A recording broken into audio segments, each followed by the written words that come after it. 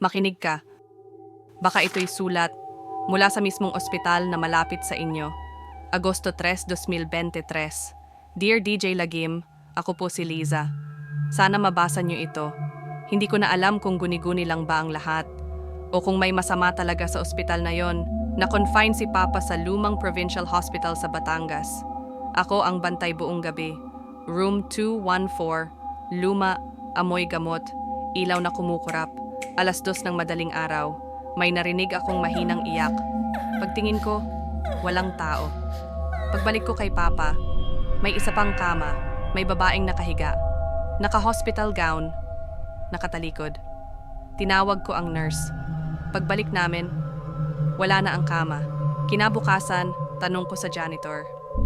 Sabi niya, "Ma'am, sarado na po ang room 214. Simula nung sunog, wala nang pasyente riyan. Pero nandoon kami.